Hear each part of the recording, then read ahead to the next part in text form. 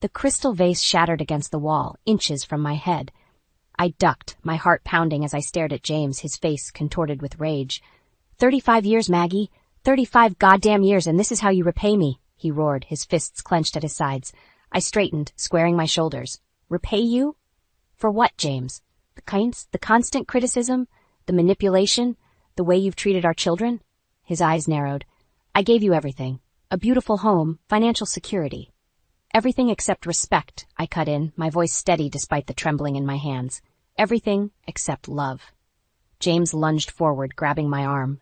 You ungrateful. Let go of me, I hissed, wrenching away from his grip. This is exactly why I'm leaving. I won't live like this anymore. The doorbell rang, startling us both. James stepped back, running a hand through his silver hair. That'll be Sarah, I said, moving towards the door. She's here to help me pack. James's face paled.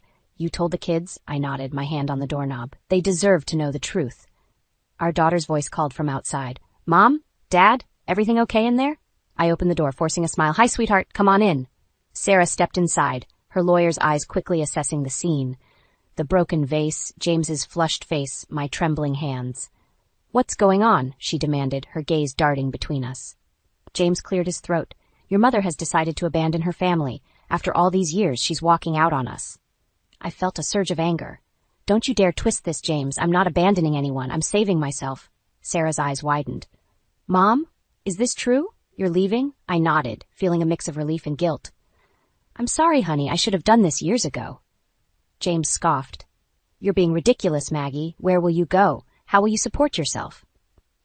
I'll figure it out, I said, my voice stronger than I felt. Anything's better than staying here. Sarah stepped between us. Okay, let's all take a breath. Mom, why don't we go upstairs and pack your things? Dad, maybe you should give us some space. James's face darkened. This is my house. I'm not going anywhere. Fine, I snapped. We'll go upstairs. Come on, Sarah.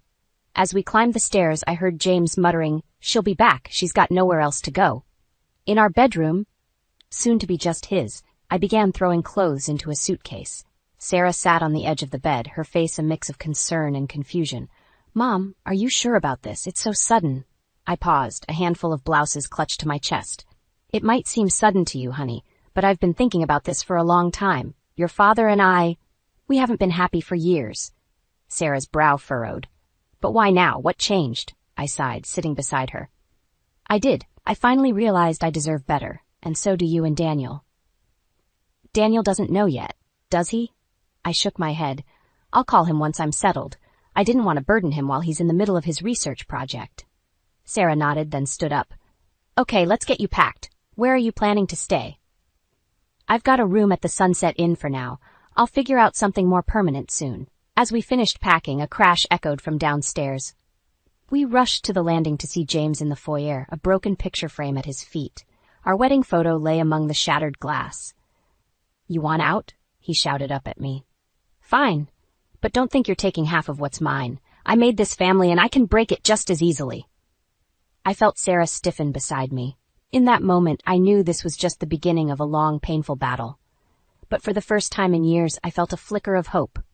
I was finally taking control of my life, and no matter what James threw at me, I wasn't going back. The Sunset Inn's floral wallpaper seemed to close in on me as I sat on the edge of the bed, my phone clutched in my trembling hand. I'd been staring at Daniel's number for what felt like hours, trying to summon the courage to call my son. A knock at the door made me jump. Mom? It's me, Sarah's voice called. I let out a relieved sigh. Come in, honey. Sarah entered, her eyes scanning the small room. How are you holding up? I'm managing, I said, attempting a smile. I was just about to call Daniel. She sat beside me, placing a comforting hand on my arm. Want me to do it? I shook my head. No, I need to do this myself. Taking a deep breath, I dialed. Daniel answered on the third ring. Mom, is everything okay? His concerned tone brought tears to my eyes. Daniel, sweetheart, there's something I need to tell you. As I explained the situation, I could hear the shock in his voice. But Mom, why now, after all these years? It's been a long time coming, honey. Your father, he's not the man you think he is. There was a long pause. What do you mean? I glanced at Sarah, who nodded encouragingly. Daniel, your father has been controlling and manipulative for years. He's pushed all of us to be what he wanted, not who we are. That's not true, Daniel protested. Dad always supported my environmental work. I felt a pang of guilt. Honey, do you remember when you wanted to study marine biology? Your father convinced you to focus on something more practical instead. He was just looking out for my future, Daniel argued, but I could hear the uncertainty in his voice. Was he? I pressed. Or was he molding you into what he thought you should be? Before Daniel could respond, my phone beeped with an incoming call. It was James. Daniel, I have to go. Your father's calling. We'll talk more soon, okay? I switched calls, my heart racing. James? His voice was cold. I hope you're happy, Maggie. Daniel just texted me asking about some ridiculous accusations you've made. They're not accusations, James. They're the truth. He scoffed. The truth? You want to talk about truth? How about the truth of how you're going to survive without me? You haven't worked in decades. You have no skills, no prospects. His words stung, but I refused to let him see how much. I'll manage. Will you? He sneered. And what about the kids? You think they'll choose you over the comfort and security I provide? Our children aren't for sale, James, I snapped. We'll see about that, he replied ominously before hanging up. I turned to Sarah, my hands shaking. He's going to try to turn them against me. Sarah's jaw clenched. He can try, but we won't let him succeed. Just then, my phone chimed with a text from Daniel. Dad says you're having some kind of breakdown. Is that true? I showed Sarah the message, feeling a wave of despair. See, it's already starting. Sarah stood up, determination in her eyes. Mom, we need to fight back. We can't let Dad control the narrative. But how? I asked, feeling overwhelmed. We tell the truth, all of it. No more protecting Dad's image. She paused, her expression softening. Do you remember when I was 10 and Dad pushed me into that junior debate competition? I nodded, the memory flooding back. You were so nervous you didn't want to do it. But Dad insisted, said it would look good on college applications. Sarah's voice hardened. I cried myself to sleep for weeks, but he wouldn't listen. I should have stood up for you more, I said, regret washing over me. Sarah shook her head. That's not the point, Mom. The point is, we've all been living under Dad's thumb for too long. It's time to break free. As if on cue, my phone rang again. It was Daniel. Mom, his voice was hesitant. I've been thinking about what you said, about marine biology. I held my breath, waiting. I think you might be right, about Dad, I mean. He paused. Can we talk more? In person? Relief flooded through me. Of course, sweetheart. Why don't you come over to the inn? As I hung up, I looked at Sarah, a mix of hope and determination rising within me. Your brother's coming, I think. I think he's starting to see the truth. Sarah squeezed my hand. That's great, Mom. But remember, this is just the beginning. Dad won't give up without a fight. I nodded, steeling myself for what was to come. For the first time in years, I felt a spark of strength igniting within me. James had controlled our family for too long. It was time to reclaim our lives, no matter the cost. The tension in the small motel room was palpable as Daniel paced back and forth, his brow furrowed in confusion and disbelief. Sarah sat beside me on the bed, her hand resting supportively on my arm. I just can't believe it, Daniel muttered, running his fingers through his hair. All these years, and I never saw it. I took a deep breath, steeling myself for what I was about to reveal. There's more, Daniel. So much more that you both need to know about your father. Sarah leaned in, her lawyer's instincts kicking in. What is it, Mom? What else has he done? I closed my eyes, memories flooding back. It started small, criticisms about my appearance, my cooking, the way I raised you both. But over time it became more. Daniel stopped pacing, his eyes fixed on me. More how? He controlled everything, our finances, our social life, even my relationships with my own family. My voice trembled. He isolated me, made me dependent on him. And when I tried to stand up for myself, he'd threatened to take you both away. Sarah's grip on my arm tightened. Mom, that's emotional abuse. Why didn't you tell us? I was ashamed, I admitted, tears welling in my eyes, and scared. Your father can be vindictive when he doesn't get his way. Daniel slumped into a chair, his face pale. I remember the night before my college interviews. Dad stayed up with me, drilling me on what to say, how to act. I thought he was being supportive, but now... He was controlling you, Sarah finished, her voice hard. I nodded.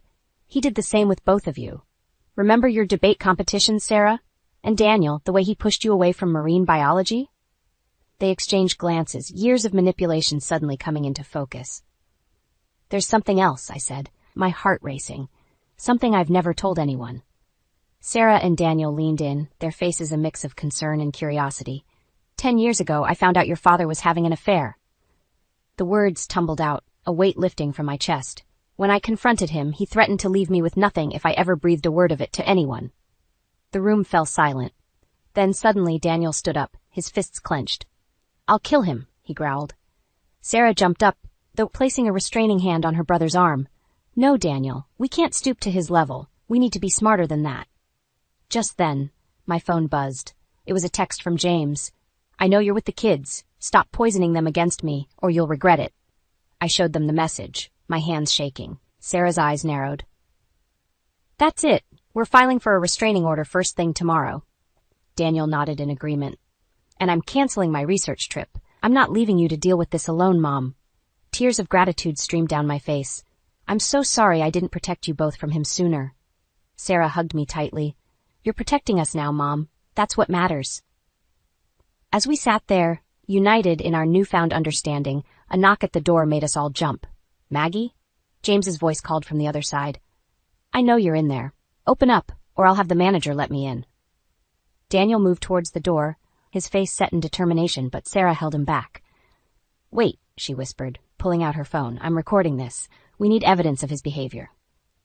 I took a deep breath, years of fear and submission battling with my newfound courage. Then, squaring my shoulders, I walked to the door. "Go away, James," I called out, my voice stronger than I felt. "We have nothing to say to you." "Don't you dare shut me out," he roared, pounding on the door. "I made you, Maggie. You're nothing without me." As James continued his tirade, Sarah filmed while Daniel called the police. In that moment, watching my children stand up to their father's abuse, I felt a surge of pride and determination. This was just the beginning of our fight, but for the first time in decades, I wasn't facing it alone. Whatever James threw at us next, we would face it together, as a family. The morning sun filtered through the curtains of my new apartment, a modest one-bedroom I'd managed to rent with Sarah's help. It had been 2 weeks since the incident at the motel, and life had settled into an uneasy calm. I sipped my coffee, trying to ignore the gnawing anxiety in my stomach. The phone rang, startling me. It was Daniel. "Mom, have you seen the news?" His voice was tight with concern. I fumbled for the remote, turning on the TV. My heart dropped as I saw James's face plastered across the screen, his usually impeccable appearance disheveled. The news anchor's voice filled the room. "Local business mogul James Blackwell has been accused of embezzlement and fraud. Sources say the allegations involve millions of dollars." My coffee mug slipped from my hand, shattering on the floor. "Oh my God," I whispered. "Mom, are you okay?" Daniel's voice seemed far away. I need to call you back," I managed, ending the call. My mind raced. James, a criminal? It seemed impossible, yet a part of me wasn't surprised. His obsession with success, his need for control, had it all led to this? The phone rang again, Sarah this time. "Mom, I'm on my way over. Don't talk to anyone, especially not Dad or the press." I nodded, forgetting she couldn't see me. "Okay," I mumbled. As I waited for Sarah, my emotions warred within me. Part of me felt a vindictive satisfaction. James was finally facing consequences for his actions. But another part, the part that had loved him for over 3 decades, ached with a confusing mix of concern and guilt. Sarah burst through the door, her lawyer mode in full swing. "Mom, we need to talk strategy. Dad's lawyers might try to implicate you in this mess." I stared at her, stunned. "Me? But I didn't know anything about his business dealings." She sighed, sitting beside me. "I know, Mom, but you were his wife for 35 years. They might argue you benefited from his illegal activities." The room seemed to spin. "This can't be happening," I whispered. Just then my phone buzzed with a text. It was James. "I need to see you. Please, I can explain everything." I showed Sarah the message, my hand trembling. Her eyes narrowed. "Don't respond. In fact, let me have your phone. We need to protect you from any potential legal implications." As I handed over my phone, a wave of conflicting emotions washed over me. Despite everything, a small part of me wanted to hear James out, to understand how we'd ended up here.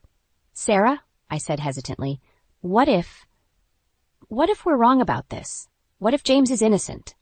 She looked at me, her expression a mix of sympathy and frustration. "Mom, after everything he's done, how can you still defend him?" I shook my head, tears welling up. "I'm not defending him. I need to know the truth."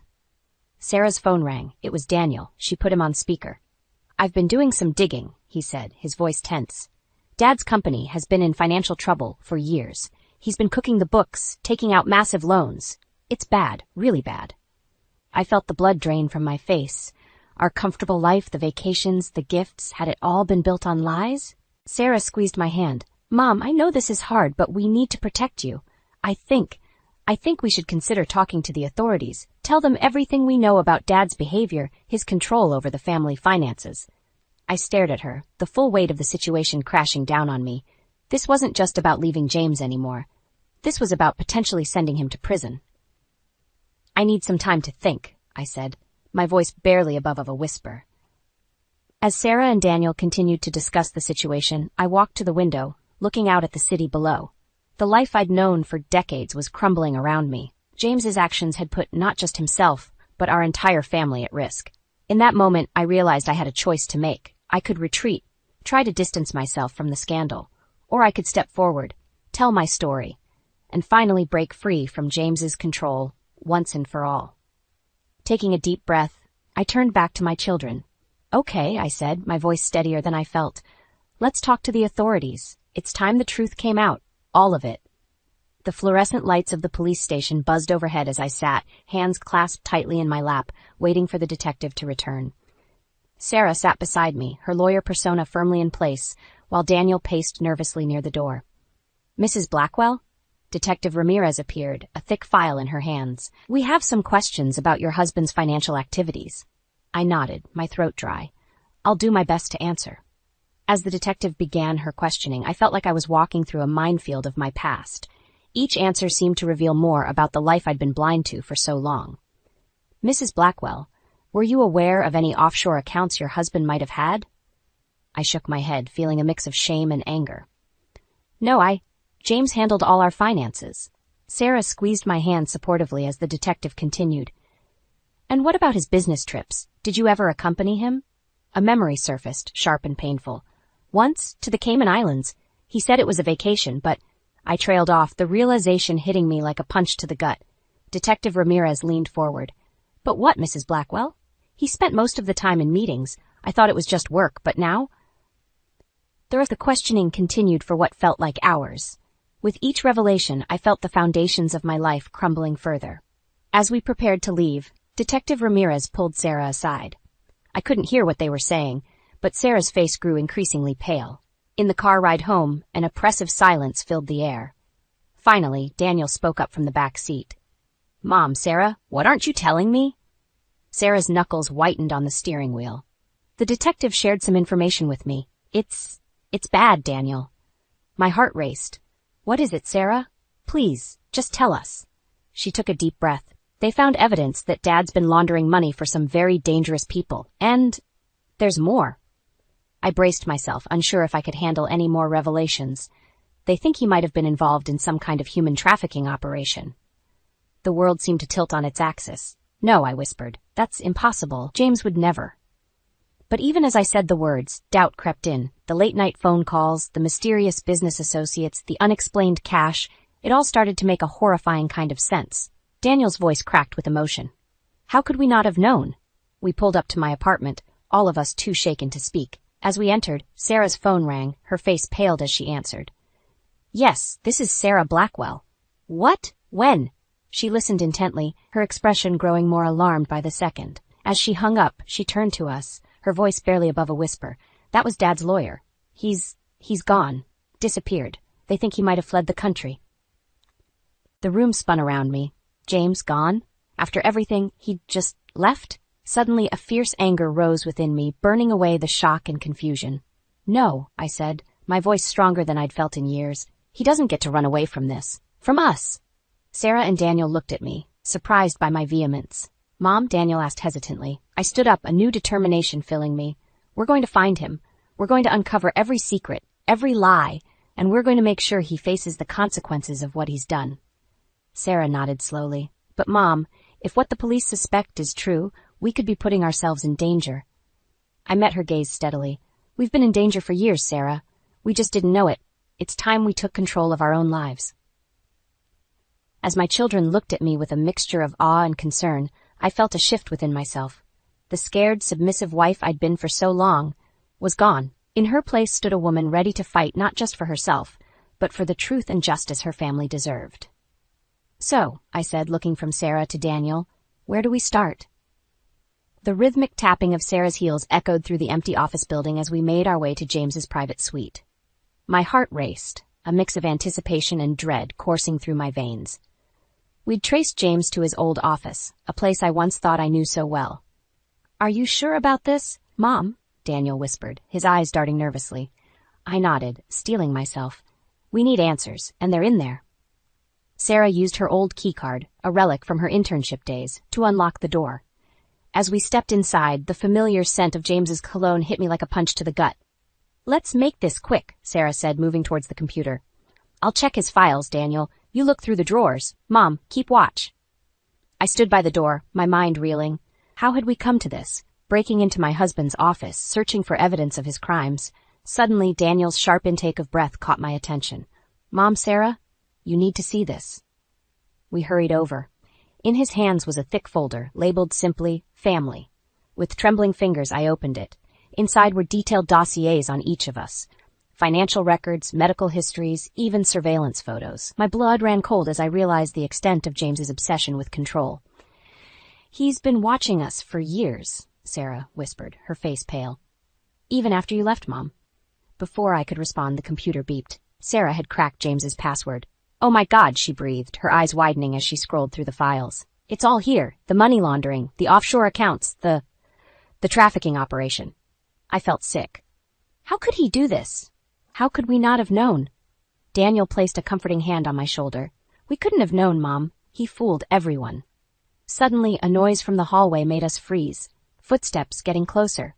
"Quick, hide!" Sarah hissed, shoving the folder into her bag and closing the computer. We ducked behind a large filing cabinet just as the door opened. My heart nearly stopped as James walked in, looking haggard and desperate. He moved quickly to his desk, rifling through drawers and muttering to himself, "It has to be here. I need those papers." I watched, a storm of emotions raging within me. This man, whom I'd loved for so long, was now a stranger, a criminal on the run. James slammed his fist on the desk in frustration. "Damn it!" In that moment, something inside me snapped. I couldn't hide anymore. Ignoring Sarah and Daniel's frantic whispers, I stepped out from our hiding place. "Looking for something, James?"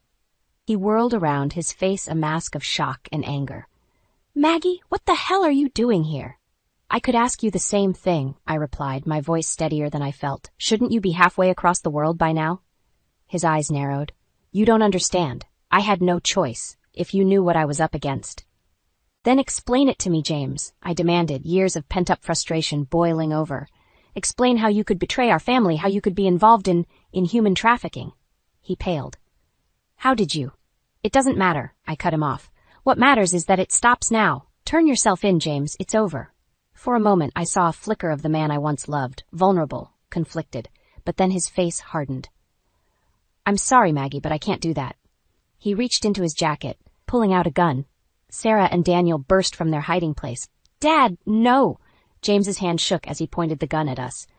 "I never wanted it to come to this, but I can't go to prison. I won't." Time seemed to slow as I stared down the barrel of the gun. In that moment, I saw our entire life together flash before my eyes, the good times and the bad, the love and the lies. "James," I said softly, taking a step forward, "please, don't do this. Think of our children." His resolve wavered, the gun lowering slightly, but before he could respond, the door burst open.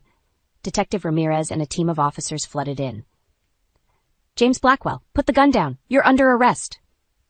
As the chaos erupted around us, I locked eyes with James one last time. In his gaze, I saw a mixture of defeat, regret, and something else, a silent plea for forgiveness. But as the officers handcuffed him and led him away, I knew that some things could never be forgiven. Our family would never be the same, but at least now we could begin to heal. The courtroom buzzed with tension as I sat on the hard wooden bench, Sarah and Daniel flanking me like protective sentinels. James's trial had been dominating the news for weeks, but nothing could have prepared me for the moment when the prosecutor stood up to deliver his opening statement. "Ladies and gentlemen of the jury," he began, his voice resonating through the packed room, "what you're about to hear will shock you. James Blackwell, respected businessman and family man, is nothing more than a criminal mastermind." As he detailed James's crimes, the money laundering, the human trafficking, the years of deception, I felt the eyes of the courtroom upon me. Whispers rippled through the crowd. How could she not have known? What kind of wife was she? I gripped Sarah's hand tightly, fighting back tears. This was our lives being laid bare, our family's dirty laundry aired for all to see. When it was time for the defense to speak, James's lawyer painted a picture of a man driven to desperation by financial troubles, a loving father who only wanted to provide for his family. I almost laughed at the absurdity of it all. As the trial progressed, witness after witness took the stand.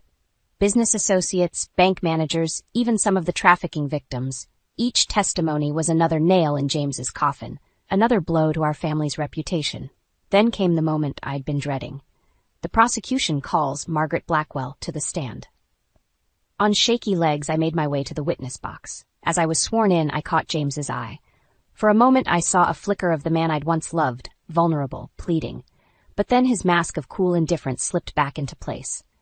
The prosecutor's questions were relentless. Mrs. Blackwell, were you aware of your husband's illegal activities? No, I said firmly. I had no idea. And yet you lived a life of luxury, expensive vacations, designer clothes. How did you think that was possible on your husband's reported income? I felt a surge of anger. I trusted my husband. I believed in him. I never questioned.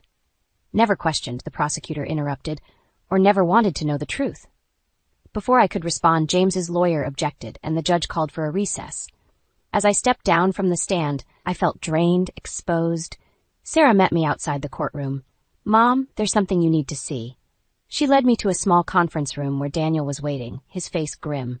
On the table was a stack of documents. What is this? I asked, my heart sinking. Daniel took a deep breath. We found these in Dad's old office. They're transfer records to an account in your name. My world tilted on its axis. What? No, that's impossible. Sarah placed a gentle hand on my arm. Mom, it looks like Dad was funneling money through an account he set up in your name. If this comes out in court, the implications hit me like a tidal wave. I could be implicated in James's crimes. Everything I'd built since leaving him, my independence, my new life, could come crashing down. Just then, my phone buzzed. It was a text from an unknown number. I can make this all go away. Meet me at the old boathouse. Come alone. Jay. I showed the message to Sarah and Daniel, my mind racing. This could be a trap, but it could also be our only chance to clear my name. Mom, you can't seriously be considering this, Sarah protested. I looked at my children, seeing the fear and concern in their eyes. But beneath that, I saw strength. My strength, reflected back at me. I have to, I said, my resolve hardening. This ends now, one way or another. As I walked out of the courthouse, my heart pounding with a mix of fear and determination, I knew I was walking into the most dangerous confrontation of my life. But for the first time in years, I felt truly in control. James had taken so much from us. Our security, our trust, our peace of mind. But he wouldn't take our future. I would make sure of that, whatever the cost. The warm summer breeze rustled through the leaves as I stood on the porch of our new family home, watching Sarah and Daniel chatting animatedly in the garden. 3 years had passed since that fateful day at the boathouse, and the world had shifted on its axis more times than I could count. I closed my eyes, remembering the confrontation with James. His desperate pleas, his attempts to manipulate me one last time. But I wasn't the same woman he had controlled for decades. I had stood my ground, recorded every word, and walked away with the evidence that not only cleared my name, but ensured James would face the full consequences of his actions. The trial that followed was a media circus, but we weathered it together.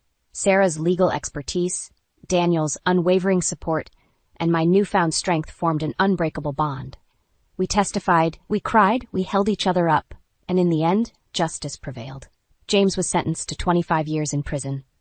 The man I had once loved, feared, and hated in equal measure was now just a shadow in our past. Mom? Sarah's voice pulled me from my reverie. Are you okay? I smiled, genuinely and without reservation. I'm more than okay, sweetheart. I'm happy. She wrapped an arm around me, and we watched as Daniel tended to the small vegetable garden he'd insisted on planting. It's hard to believe how far we've come, Sarah mused. It is, I agreed. But we did it together. The sound of a car pulling up caught our attention. It was Thomas, Sarah's fiancé, arriving for our weekly family dinner. As he got out of the car, I saw the gentle way Sarah's face lit up. It warmed my heart to see her in a healthy, loving relationship, something I had feared might never happen after the trauma we'd endured. Daniel jogged over to greet Thomas, soil still clinging to his hands. My environmentalist son had found his true calling, working to protect the very ecosystems his father had once exploited. The irony wasn't lost on any of us. As we gathered around the dinner table, laughter and conversation flowing freely, I felt a profound sense of peace wash over me. This was my revenge, not in destroying James, but in rebuilding what he had tried to tear down. Our family, stronger and more united than ever. "I have an announcement," Daniel said suddenly, a nervous smile playing on his lips. "I've been offered a position leading a major conservation project in Costa Rica." A chorus of congratulations erupted around the table. As Daniel explained the details of his new role, his eyes shining with excitement, I felt a bittersweet pang. My baby boy was spreading his wings, ready to fly. "That's wonderful news, honey," I said, reaching across to squeeze his hand. "Your father." I paused, the words catching in my throat. It was still hard sometimes to reconcile the man James had been with the criminal he'd become. "Your father would be proud," I finished softly, "not of what he did, but of who you've become in spite of it." Sarah raised her glass, to Daniel, and to new beginnings. As we clinked glasses, I looked around at the faces of my children, no longer children, but strong, compassionate adults who had weathered the storm alongside me. I thought of the long journey we'd taken, the pain we'd endured, and the love that had seen us through.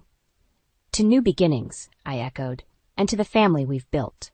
Later that night, as I stood in my bedroom, I caught sight of my reflection in the mirror. The woman staring back at me was older, yes, with lines etched by both laughter and tears, but her eyes were clear, unburdened by the weight of secrets and fear. I thought of James, sitting in his prison cell, and felt nothing. No anger, no regret, no longing for what might have been. He had made his choices, and I had made mine. As I turned out the light and settled into bed, I smiled to myself. Tomorrow was a new day, full of possibilities, and for the first time in my life, I was truly, completely free.